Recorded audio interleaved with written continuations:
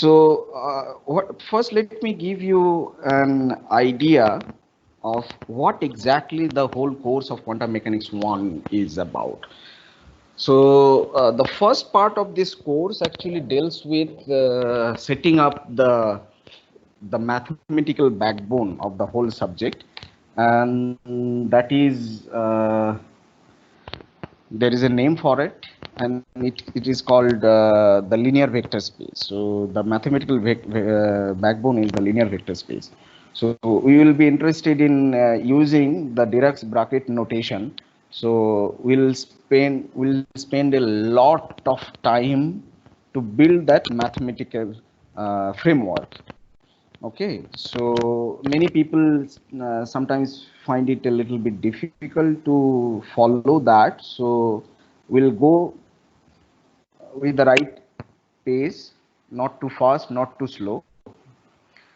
And but before that, so the first part is the linear vector space. Then after that, we will actually introduce all the other related physics that probably after the mid sem, we'll actually use all this mathematical tool to the quantum problem. Okay. Okay. So generally, before starting, even though it may be a little bit of repetition for some of you, what we'll do is that we need to be on same page regarding certain issue, and that is about the interpretation. We have to finally understand the experiment. Okay, we are not just doing quantum mechanics, we would like to understand experiment. So typically we'll start by giving you a thought experiment, and I think I have this page which I have created some last year.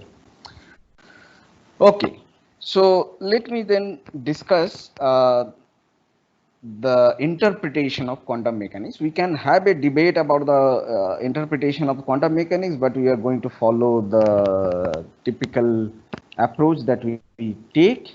Okay, the discussion about the validity of the interpretation and things like that can be discussed separately. Okay, so I guess everybody can see two pictures here in my screen. So on the left hand side, I'll focus on the left hand side picture for the time being.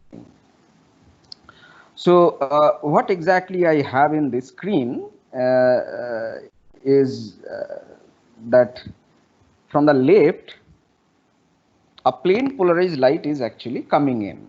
Okay, a plane polarized light whose polarization direction has been indicated by this vector called EP, and it makes an angle theta with respect to the x-axis. And after that, we put an analyzer in between, and then on the right hand side we have a screen. Okay, so if the initial intensity of this plane polarized light is, let's say, I0, do you know what will be the intensity of the light that you are going to receive on the screen? I not cos square theta. Yes. Yeah, exactly. So that was the better picture. I will redraw this picture once again. So I have this x-axis, the perpendicular y-axis, and then there is an incoming light, the plane polarized incoming light. The direction I have actually said it is EP. This makes an angle theta with respect to the x-axis. Then we have in between an analyzer, and then I have a screen on this. Okay, so now the question is, the incoming light has an intensity I0. Question is, if in this screen, what is the intensity of the light that you are going to see. So already I think it is Bhabesh who actually gave the answer, and this is the intensity is going to be the initial intensity times cos square of theta. So there is a name for this law, and I think it is called this Malus law. It should be divided by 2 also. It should be divided by 2 also. which? Oh, okay, yeah. I mean, frankly speaking, okay, yeah. There could be some more factor, so I'll put it like this. Any other constant factor, I am not very much bothered about it. Okay, there is one particular thing I am bothered about this observation is the ratio of this I versus I0. Okay, and that is actually going to be proportional to the cos square of theta. Now this is an observation for a light which you typically describe in terms of a classical, whatever you call a classical light. Okay, so classical light means the intensity is quite high. So and you know that this light that I have written here, it can be actually broken down into the two component of the two polarization, independent polarization direction Ex, and then there is Ey. So let me go back to this PDF. You can see I have already written, you already know this, but let me just go back. Okay, so this is taking a little bit more time than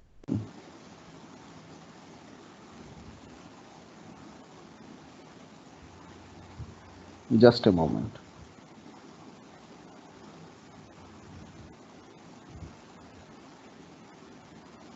Okay, yeah, you have this expression. Let me just write it then. So EP can be written or broken down into the two component. Okay. So going back and forth between these two is a problem. So let me just close this file. Yeah. Okay. So there is a cosine of theta factor, then sine of theta factor. So this is the analyzer. What is the job of this analyzer? You can immediately see the job of analyzer is that depending on this theta, either the final intensity is going to be same as the initial intensity. When is that going to happen? When theta equal to 0. Theta equal to 0 means when this polarization is completely aligned with the yes, or x direction of the polarization. In that case, whatever the incoming light is, the analyzer is going to let all of the light to pass through it, and then you are going to detect it in the screen with its full intensity, no reduction, nothing. However, in the other extreme, what is the other extreme? So one extreme is, this is one extreme. What is the other extreme? The other extreme is when theta is actually 90 degree. In that case, you can immediately see that means your initial polarization is not in the direction of the analyzer, but your initial polarization is in this direction. And in that case, I is going to be 0. This is another extreme. So all the light is going to be stopped if your incoming polarization of the light is actually orthogonal or perpendicular to the direction of the analyzer. So this is the classical observation, quite well established. The most important thing is that in between there is a mixture of, or the two extreme. It's one extreme is 0 and another extreme is this theta equal to 90. So this is classical picture.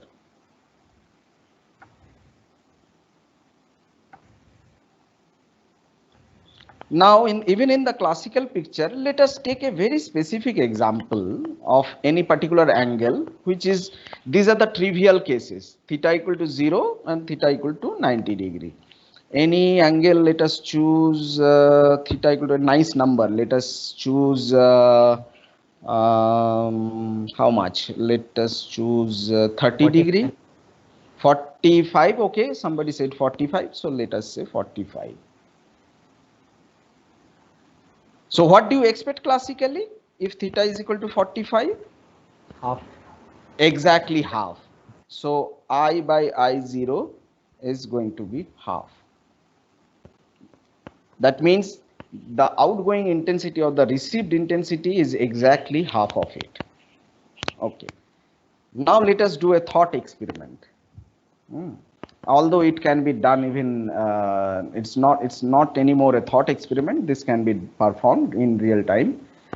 So what would have happened, and let us ask this question. What would have happened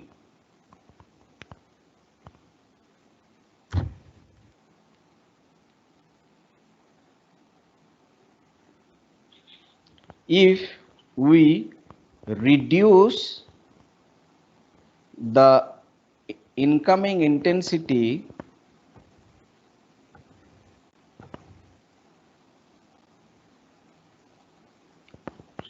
so low that we allow only one photon at a time to pass the analyzer.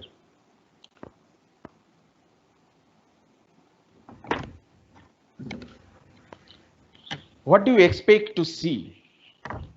Can anybody tell me what you expect to see? They're equally probable in both the directions.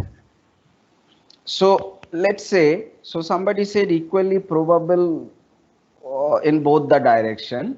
So let me just give you a number. So let's assume that I throw 100 photons.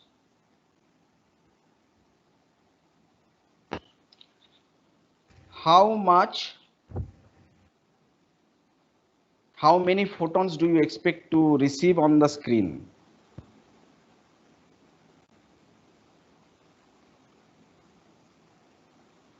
Sir, so we don't have any idea about their polarization in the No, beginning. the same polarization. Okay, photon polarization will be in the same direction.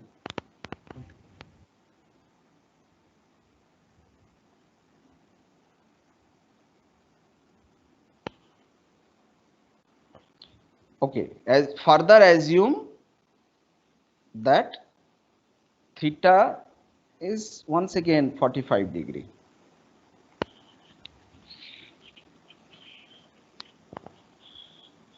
Half of the photon will pass.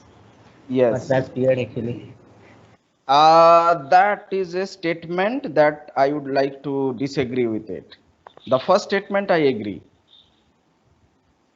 No, sir, but as a first observation, as a first person to see such a way. No. That is where things are. That's where things are going to be different.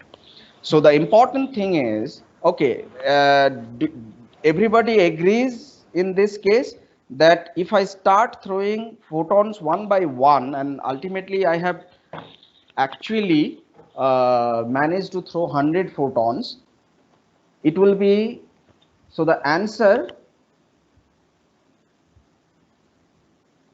that we will receive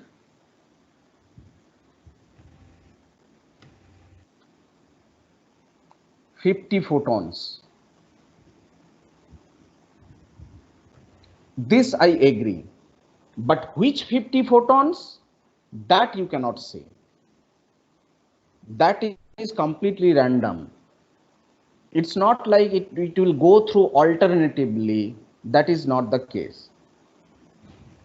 Okay, so the first photon, let's say you throw the first photon, a priori there is no way for you to tell whether that photon is going to go through or that photon is just going to get stopped. Similarly, so that's where this probabilistic, why we actually went ahead with this probabilistic interpretation of quantum mechanics, because we have managed to show experimentally, yes, this is true. There is no way for you to tell whether the first photon is going to go through or it is going to be stopped. There is only one thing that you can tell, is that after throwing one by one all the photons, when you stop throwing it, at the end you can collect those photons on your screen and then you can count those numbers, and you are invariably going to find that half of the photons have passed, but you cannot tell which photon. So this is the most crucial part that I would like you to remember again and again. Okay, and that's where this interpretation of probabilistic interpretation of quantum mechanics comes into the picture. So let me just give you another classical example, in the most simple classical example of tossing a coin. In tossing a coin, so however, this number is not really very good number. I'm going to discuss this, like 100 photon is actually way too less. Okay. Let me just give you the explanation for this anomaly, like why are we not knowing? No, actually that's where that's where we stop.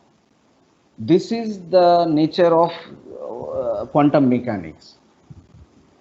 If you ask the question why, no, there is no explanation like why it is like this. So quantum mechanics only can tell you that yes, this is what happens. So within the quantum mechanics, we don't have an explanation like why does it happen. Okay, so we have to live with that, and that's where that's the point I wanted to make very clear from the very beginning, to interpret the experiment and the mathematics. Okay, so here let me just tell you, have you ever thought, how many of you have done, do you do any kind of numerical programming, or have you learned any numerical programming? Yes, sir. Yes, sir. MATLAB. Okay, so do you use random numbers? Yes. Okay, so I think you can do this experiment. Right now we cannot do this. We can do this experiment. In generally, when you say you are tossing a coin, you say that a probability of getting the tail or getting the head is just half. Why do you say that? Because you say that, okay, I have only two options. When I toss the coin, the first, I can get head or I can get tail. But what does this number half mean in terms of doing experiment? Have you ever thought about it? Okay, so let me just explain what does that number, what that number half means. The number half means, if you just try to take a look into your experiment, if you do experiment 10 times, how do you calculate probability by doing experiment? Let's say you don't know mathematics, you just are doing experiment. Okay, so let's say you throw the coin. You cannot ensure that how the first coin is going to turn up. Let's say it is head. Next, it is truly random. Next, you don't know. It can be head as well. Next, it can be tail. Next, it can be tail. Next, head, head, another head. So there are 1, 2, 3, 4, 5, 6, 7. Then another tail, 8. Then there could be another edge. 1, 2, 3, 4, 5, 6, 7, 8, 9, 3, 3, 6, 3, 9, and there could be another tail. So how many times you did the experiment? 10 times. Now within this 10 times, you are going to ask the question, what is the probability of getting head? You will count how many heads are there. So 1, 2, 3, 4, 5, 6. And your conclusion is going to be that the probability of getting head is actually 6 by 10. And probability of tail, getting a tail is 1, 2, 3, 4, 4 by 10. I suggest that you do this experiment at your home. You'll never get 0.5 just by doing the experiment 10 times. So what that number half tells you, this number half tells you that you need to repeat this experiment again and again and again, and the larger the number of times you do this experiment, this pH, so let me just plot this pH here. This half means 0.5. So, and on the x-axis, let me just write number of experiments.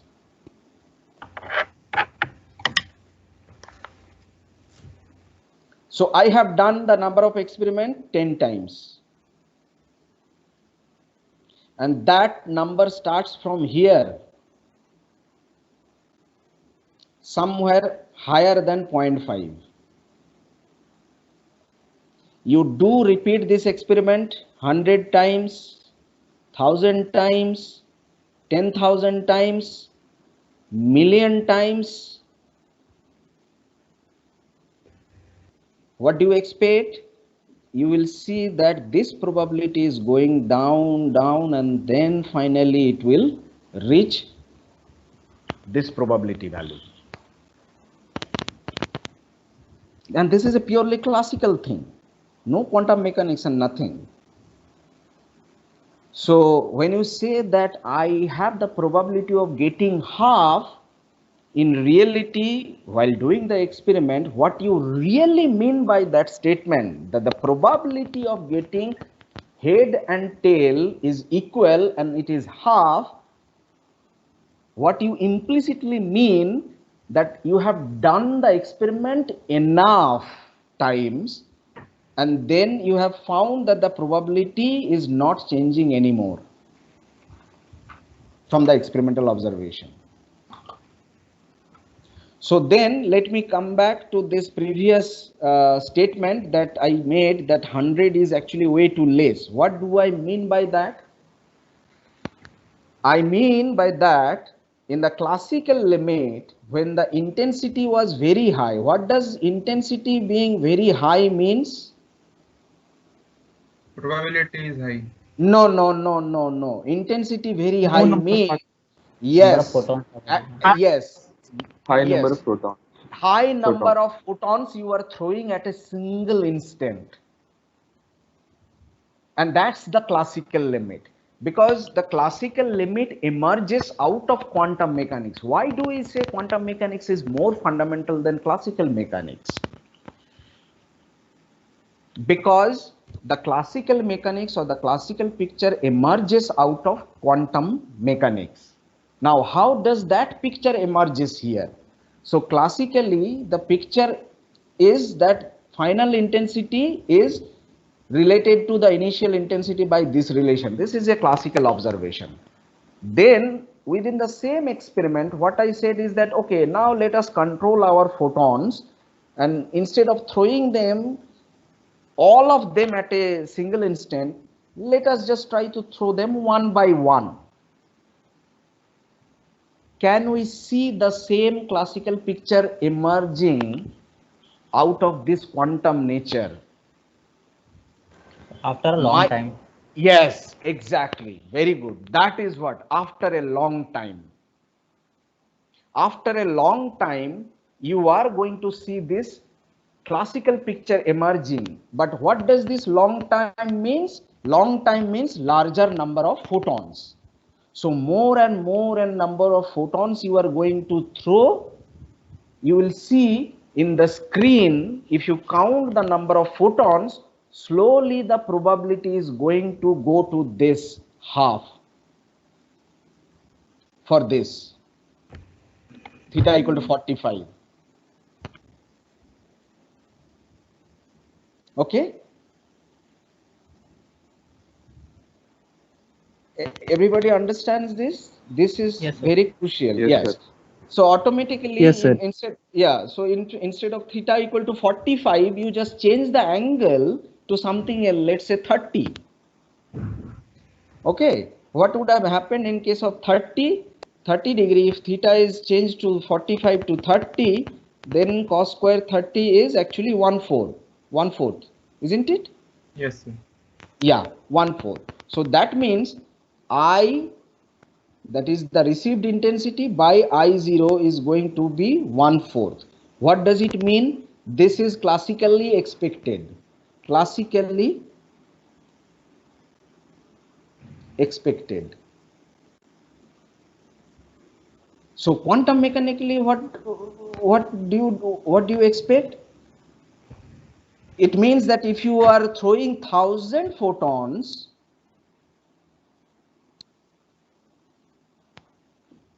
how many are going to pass through your analyzer? It's 1/4 of that, and 1/4 of that means 250. And 250, how they are going to pass? There is no predicting power to you. It is going to do it randomly. Which photon is going to pass? You cannot tell. All you can tell that yes, 250 photon will pass through it. Okay. Now coming back to... Excuse me, sir. Yes. Sir, I think cos square 30 should be 3/4. Is it? Yes, sir. Yes, sir. Yes, I think. Yes. I made a mistake. Yeah, because... yes, it should be 3/4. Okay, yeah, it does not Yes, make sir. any difference to our... But in that case, it will be like Yes, sir, 750. 750. Yes, Okay, yeah, I'm sorry about that mistake. Yeah. So in that case, it will be Sir, one 750. question. Yeah. Sir, as you said, we cannot say what photons are coming out of analyzer. So since this is a thought experiment, what if No, all but those it is actually, this is actually not a thought experiment. This experiment can be done even in lab nowadays. I mean, it's not a thought experiment. Okay, so sir, my question was that what if all those photons had an identifier? I mean, they had a like they have a serial number to them. So after No, serial number to experiment, them means? Serial number means? so like as you said, if we throw one photon after another, so the index of each photon, there must be an index for each photon. Okay, so after conducting the experiment, whatever the photons we are getting out of analyzer, then can't we say what which photons came out, because all those photons have Yeah, I index. mean, I understand your point, but actually photons are indistinguishable particles. So even if you think mentally that I am going to identify it, what do you mean by identify? The moment you say I am going to identify the particle, that means you have to somehow disturb it. Okay. And the moment you disturb it, you actually have destroyed its state. Okay. So one thing I want to ask actually. Yes. So the previous point which you told now about the disturbance, the moment it disturbs, it actually hides its property. So the same thing is actually happening over here. Once the photon is interact with this analyzer, it actually got disturbed. That's why they show their classical. Yes. But that's the point here. The disturbance is in such a manner that it finally gives you the correct number of photons on the screen. Okay. So Yes, sir. that is the most craziest part, but that is what we find. So The one thing disturbance, yes. so one thing also I want to ask actually. So the example which you gave of this coin example. So even the statistics also tells you the same answer when we use the binomial distribution Mm-hmm. for the very large number. It always Yeah, I gives you mean such. that's why that's exactly when you say the probability, and in fact, please remember this. This information is going to be very helpful to you when you are going to do and learn statistical mechanics.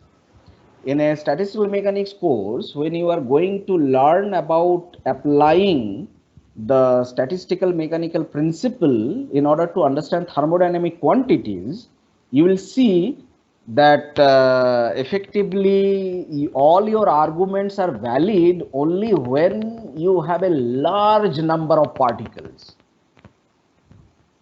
Okay, so that Yes, sir. is called thermodynamic limit. So that means you need to have huge number of particles. In fact, let me just make a very specific comment. You cannot really do statistical mechanics or thermodynamics for just 100 particles or 1000 particles, not reliably. All the statistical mechanical principle thermodynamic quantities that we calculate it for generally for bulk, where there are 10 to the 23 number of particles are there. Okay, so when you say probability,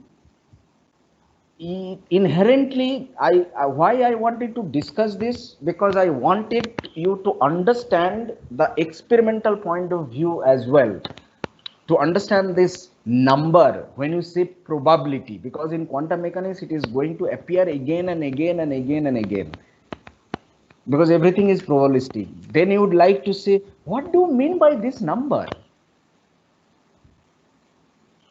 At the back of mind, then you have to realize that when you say that okay, that number means I either have performed the experiment on the same system again and again. Okay, when I have to be a little bit careful in making that statement, when I say I perform the same experiment on the same system again and again, means after measuring, I bring back my system to my older state once again and then repeat the experiment. This is one approach. Okay. So like in this case, what you can do, you can say like, how am I going to do this experiment? You can say that, no, I would like to like throw the particle, a single particle, but still I want to do this experiment. You say, okay, fine. I will say to you that, okay, please prepare your photon with the polarization angle 45 through it. Then somehow you have to, if you want to do the experiment with the same particle, okay, after it has hit the analyzer, its original state is going to be destroyed. Either it will go through, that means it will be X-polarized. Going through means what? Going through means it will be X-polarized, and not going through means that the particle is now Y-polarized. If you want to do the experiment, yes. It is just like a interference experiment. When we observe the what interference pattern, then we don't get any diffraction. But when we don't observe, we get a diffraction, something like that. Yes. In fact, this is just I picked up this example because this is much simpler to do, and there is a reason I need this mathematical expression here, which will be much easier, and I'm going to use this classical mathematical expression to make the connection with the abstract mathematics that we are going to introduce in a few lectures or shortly. Okay, same thing happens with double slit experiment Okay, let me just draw this. Since you brought this up, same thing happens with a double slit experiment with electron.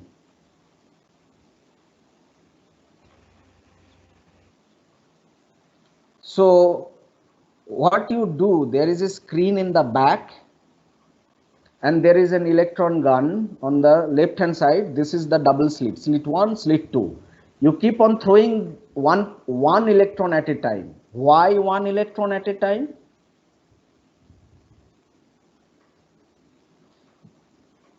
For quantum mechanical effect. Yes, there is another something more, because you have to also think like an so we want to ignore this interaction between the electrons. Exactly, very good. Exactly, very good. Think like an experimentalist. You want to actually remove any possibility of other effects. Why one electron at a time? Because you want to remove the possibility of one electron interacting with the another incoming electron. So you control the timing of throwing the electron in such a manner that only the second electron is thrown only when the first electron has hit the screen. In that case, what you can do, you can say that yes, the first electron and the second electron are not going to interact with each other. So there is no funny business here.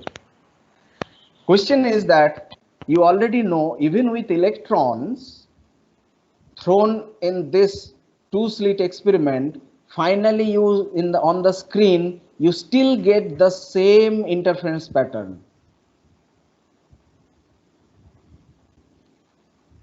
But what do you mean by the interference pattern? If you just go and take a look into it, the interference pattern means, I'm not drawing it properly, but I can do a little bit better job of drawing it. It means if you go and take a look inside the screen, you will see that there are a lot of electrons in this region. Lot of electron in the central region. Only few electrons in the smaller peak. So you can count within this region how many electrons are there. Okay, within this region how many electrons are there, and then within this region how many electrons are there. Okay, you count those number individually in individual region, divide this number by total, that is the total number of electrons that you have thrown, and you will get that number emerging that you expect from your normal classical theory when you have actually thrown lot of electron. Okay, so this is what we wanted to understand at the very beginning. But you cannot say which electron is going to hit where. It is going to hit somewhere within the screen, but where, you don't know. You cannot predict. If you want to predict, it gets destroyed. Okay. So then let me come back to, I have to keep track of the time as well. Yeah, we have some time. We'll introduce the mathematics in the next class, but let me just then come back to this point, this mathematical expression. There is a particular reason, instead of doing the double slit experiment, why I chose this experiment. Because introducing the mathematics will be much easier, and you will be probably able to connect to the abstract mathematics that we are going to do in future. So let me then write down the expression once again.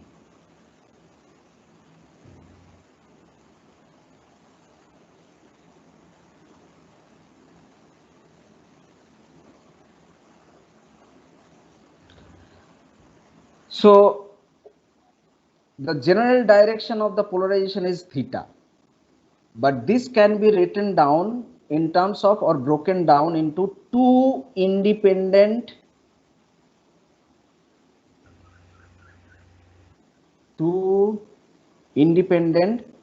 polarization direction, Ex and Ey. So any other direction designated by this angle theta, it can be broken down always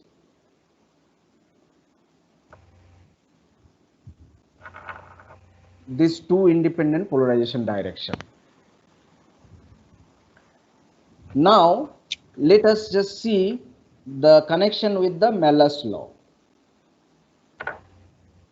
So cos theta directly does not have any cos theta. So what is the physical interpretation of this? Cos square theta, effectively, if you think in terms for the experiment by throwing 1 by 1 photon.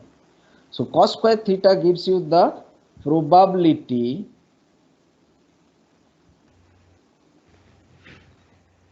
of getting the photon on the screen, isn't it? If anybody disagrees, please let me know. Because as we have already discussed, if theta equal to 45, cos square theta is half. So if you throw 1000 particles, 500 will be received on the screen.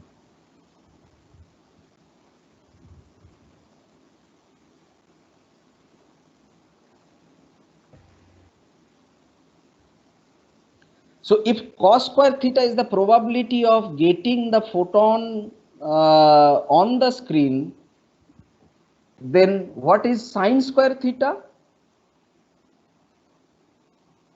Not getting. Not getting. Yeah, complementary. So exactly, sin square theta is the probability of not getting.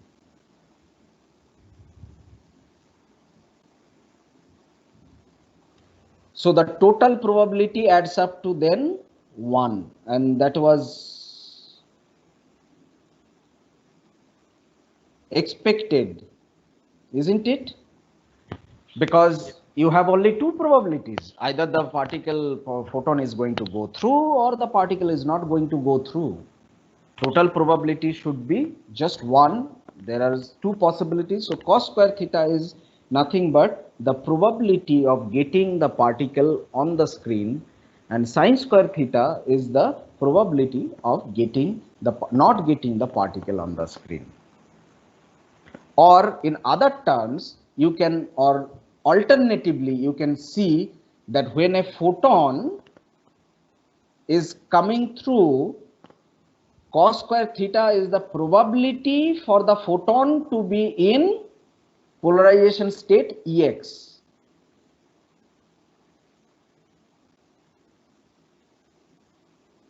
Probability, so cos square theta is effectively the probability of the incoming photon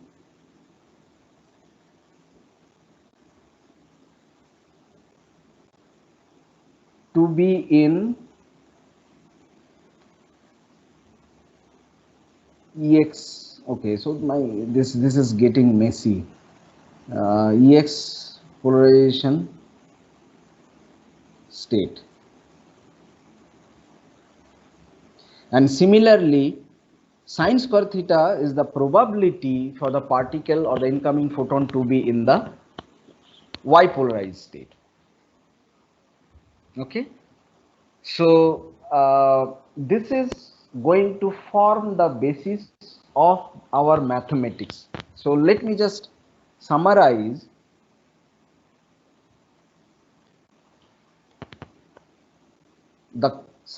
what we have observed. Summary.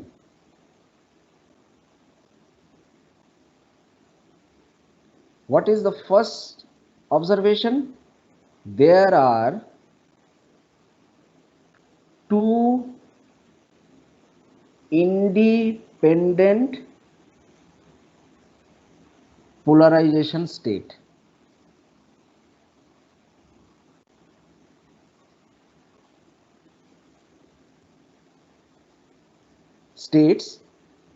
And any general polarization state can be expressed as a linear combination of these two independent states.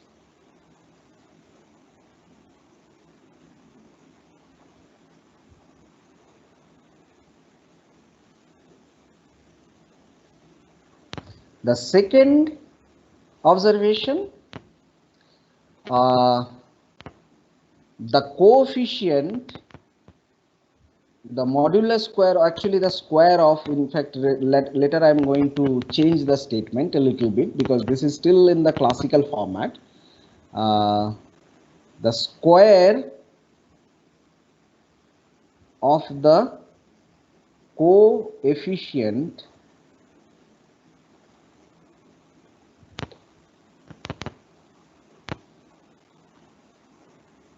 tells us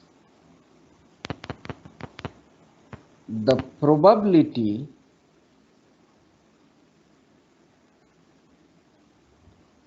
of a photon to be in that polarization state.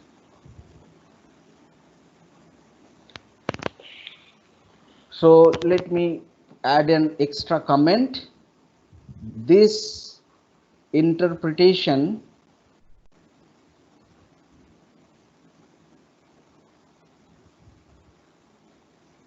implicitly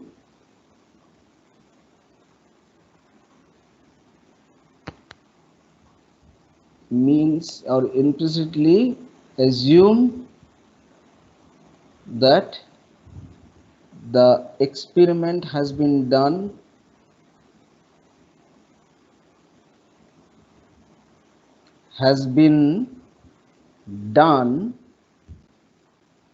either on lot of identically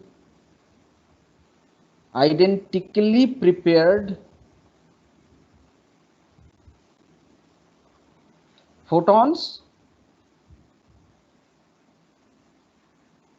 or yeah, this is identically prepared photons, or separately, there is no place to write, or the measurement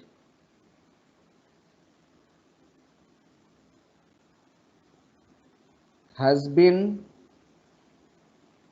performed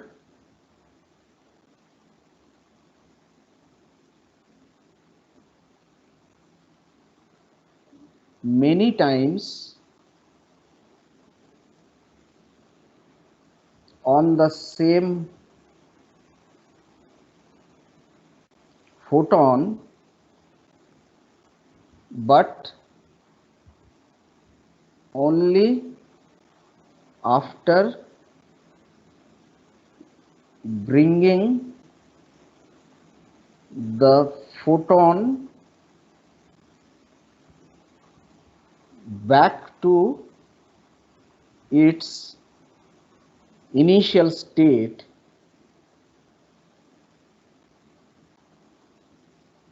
after performing a measurement. or maybe that is implicit, you can understand. Do you have any question with this last statement in yellow color or whatever that color you can see? Have you understood this statement? This is very crucial. Or do you have any question? Sir, I have a doubt. I would like to clarify it. Sir, let's say I take 1,000 different coins and then they are identical. They are basically identical. But I toss them using and differentiate them using timestamp. Like I did that in 6:19 p.m., 6:20 p.m., 6:21 p.m. And I then noted down their outcomes: head, tails, head, tails. Yeah. So, but do you expect your results to be different? Let's say if you decide to throw 1,000 particles not in a same time, at least even classically, let us think of. Or you can stop me if I make any mistake or not. Let's try to think of that you somehow manage to get since you cannot throw, you want to do experiment only by yourself because you don't have any helping hand.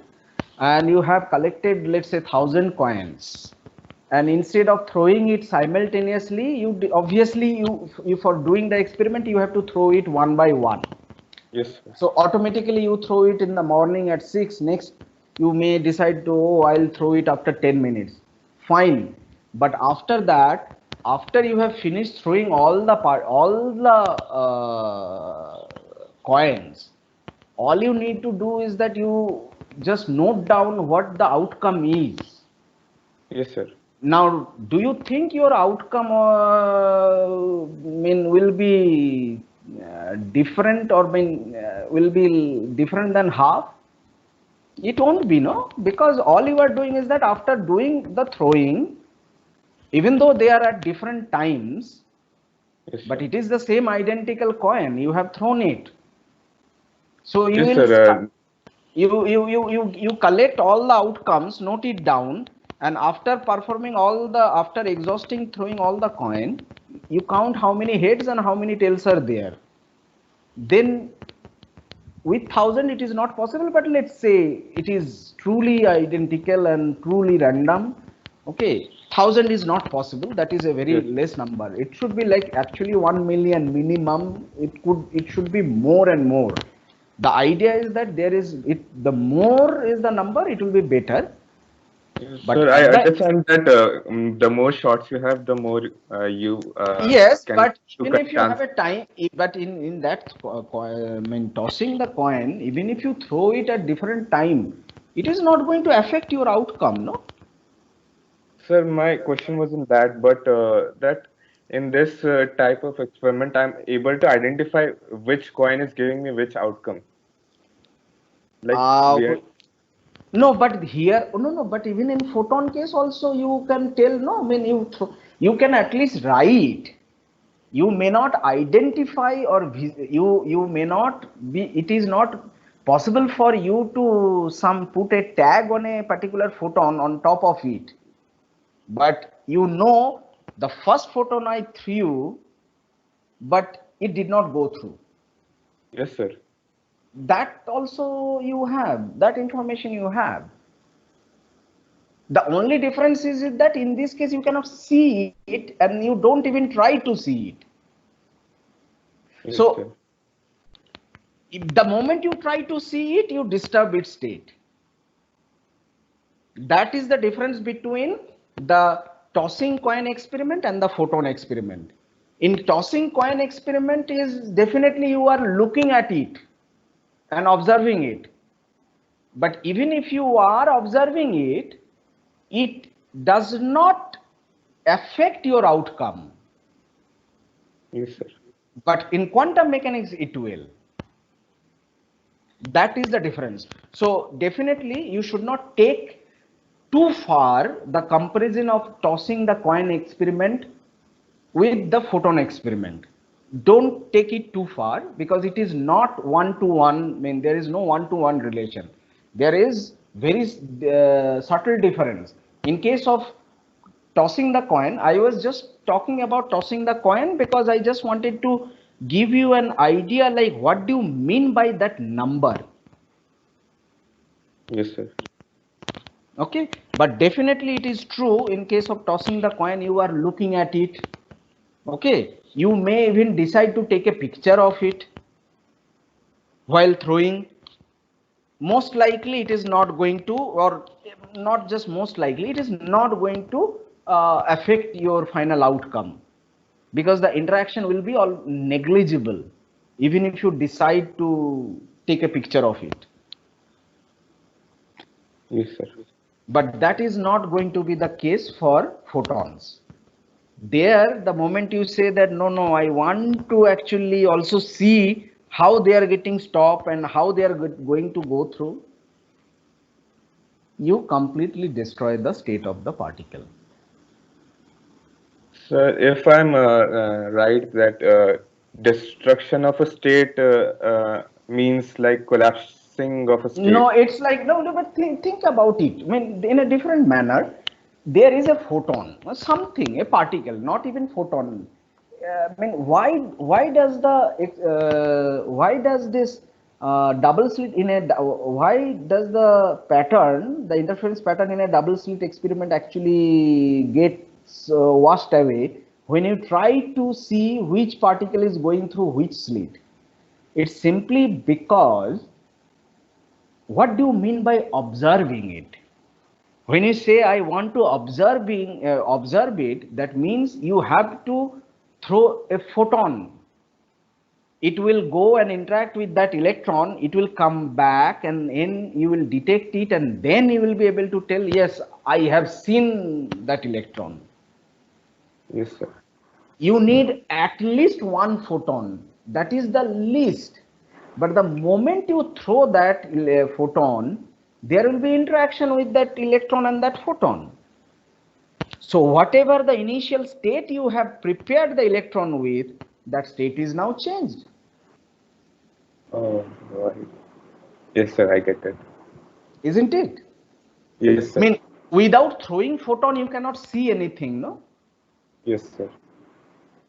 Yeah, that's the way to look at it. I mean, why do we say that we disturb it? We disturb it means because we have to, when you say I want to see it, that means I have to at least throw a photon, and that photon needs to come back and get, you have to have a detection mechanism. Only then you can actually say that yes, I have seen through which slit the particle actually went through. But the moment you do it, you have actually made the change. So that means the instrument by which we are measuring the state itself is faulty. Yes. Can you repeat? So the instrument by Yeah, which we it are measuring disturbs. the state Yes, is faulty. it disturbs. It disturbs the state. Definitely, it disturbs it. So it will happen with electron also. Like if we will try to see the electron, Yes. it will disturb the state of Yes, electron also. exactly. With electron also.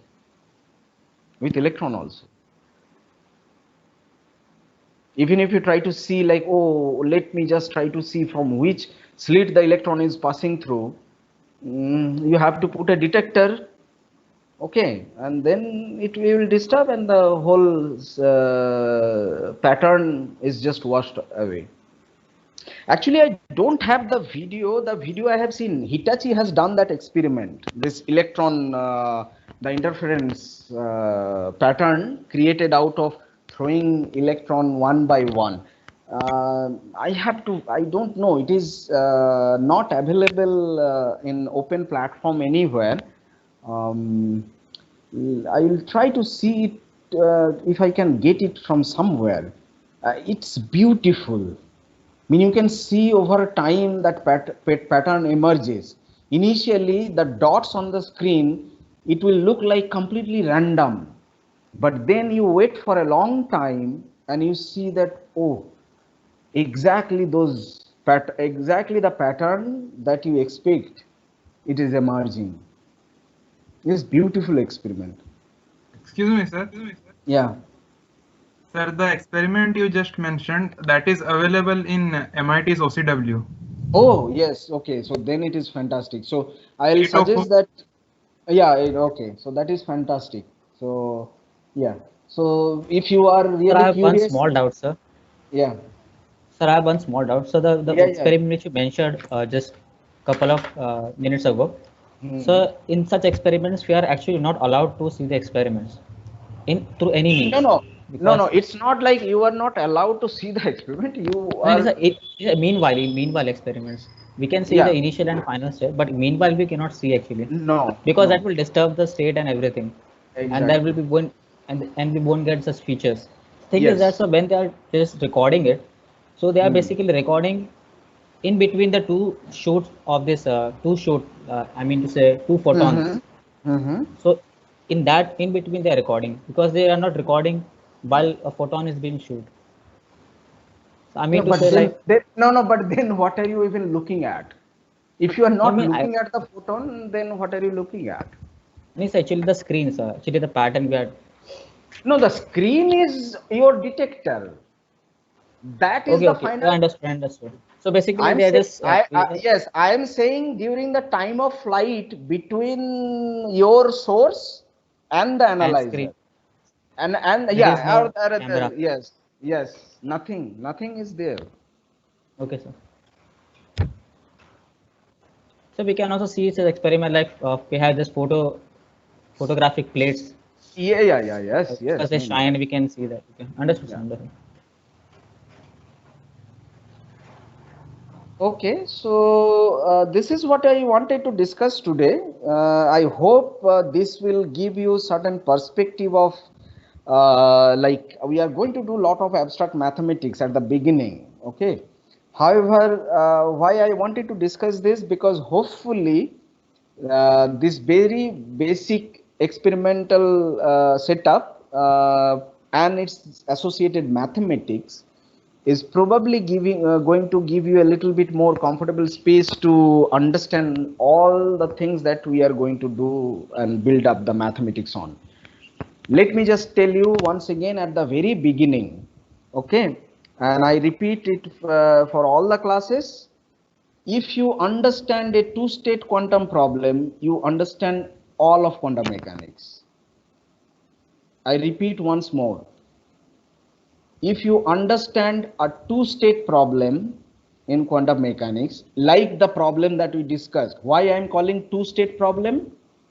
Because I have here two independent polarization direction, Ex and Ey.